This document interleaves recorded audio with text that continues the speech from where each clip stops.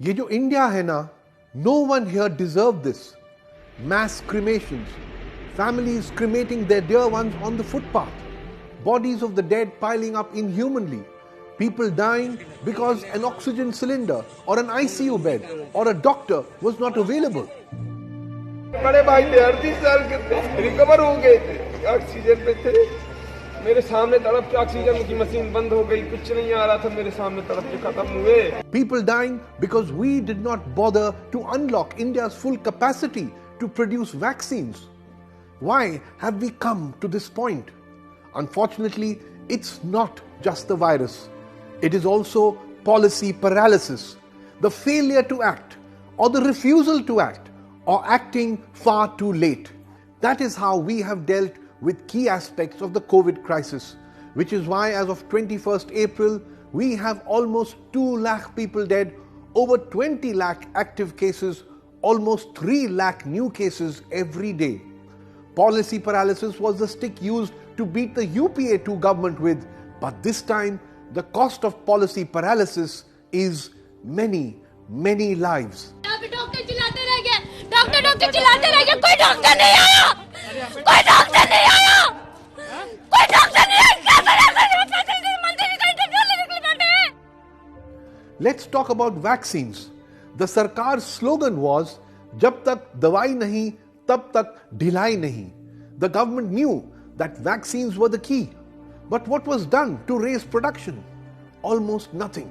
While countries like the US and UK gave advance funding to vaccine makers, India's biggest vaccine producers, Serum Institute and Bharat Biotech, got no government support. Serum Institute invested 2,000 crores of its own money and got rupees 2,200 crores from the Bill and Melinda Gates Foundation to increase capacity. Bharat Biotech relied on internal resources. But why did Bill and Melinda Gates have the wisdom to support India's biggest vaccine maker and not our own government? By August 2020, the US government had invested 44,700 crores, $6 billion across several vaccine companies including Moderna, Pfizer, Johnson & Johnson, even while they were developing and testing vaccines. That is what governments do. They think ahead. Why did we let all these months go by? Why did we wait till 19th April 2021 to advance 4,500 crores to our vaccine makers? The answer is policy paralysis. And another fact, India's current vaccine production capacity is not enough to meet even half of our monthly need of around 200 million doses. Our government has always known this. But to make up for the shortfall, did we book vaccines from other producers? No. By August 2020, the US had pre-booked 400 million vaccine doses from 4 different pharma companies. The European Union had pre-booked 800 million doses by November 2020. Do you know when India placed its first vaccine order? And that too only for 16 million doses? In January 2021. For a country of 1.3 billion people, why so little? Why so late? The answer is policy paralysis.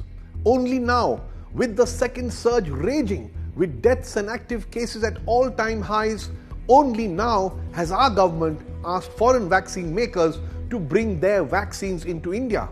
But those companies are now overbooked, pre-booked. Will they be able to supply to India immediately? No, not before thousands more have died. Lives that could have been saved. In the last 2-3 days, along with me, the entire team, we are receiving calls from families which are literally begging to us, crying and asking, "Sir, get us one bed. My mother is dying. My son is dying. Get us one injection of remdesivir." We are not able to arrange it. Okay, let's talk about oxygen.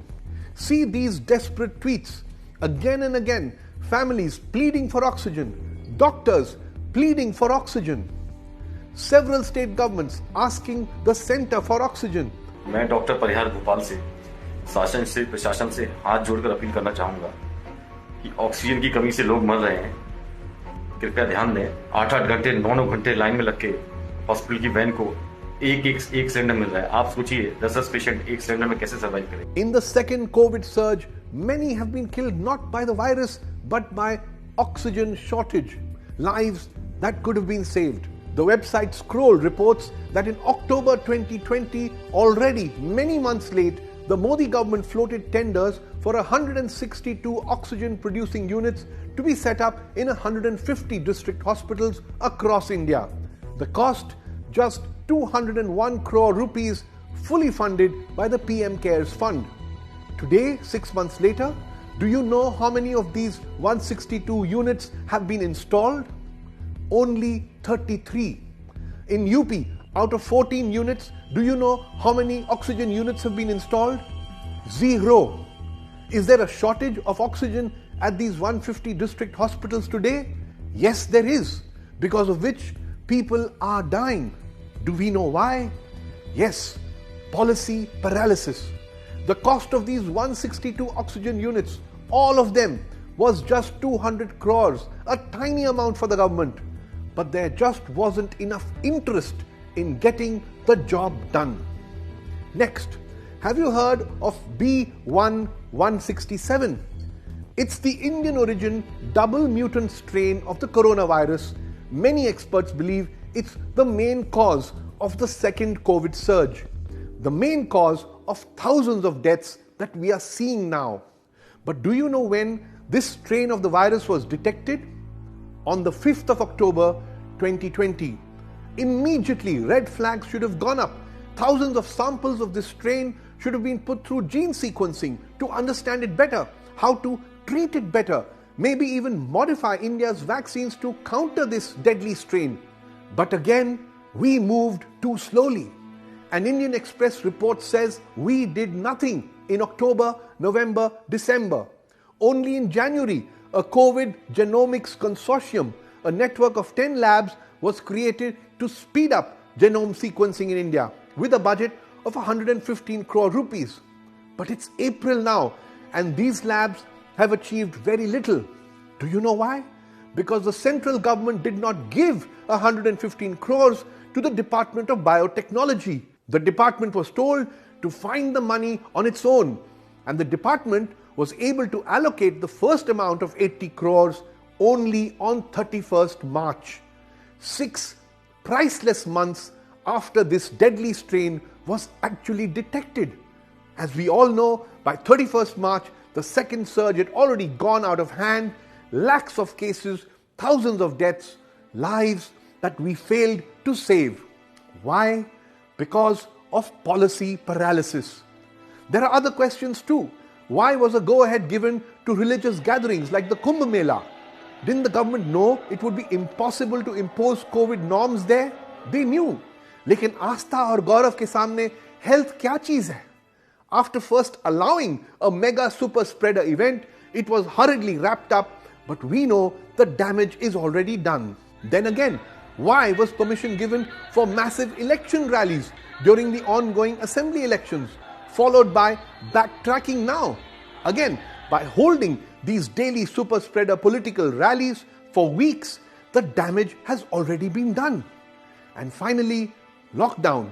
Last year's lockdown policy was seriously flawed, imposed without warning, stopping all trains and buses, forcing lakhs of migrant workers to walk home in the middle of the pandemic. It caused immense pain. And yet the government congratulated itself repeatedly for imposing one of the strictest lockdowns in the world. So now prepare to be more confused, as the PM has issued a plea on 20th April against lockdowns. So, lockdown, no lockdown, partial lockdown, what is the government's policy to counter the second surge? We actually don't know.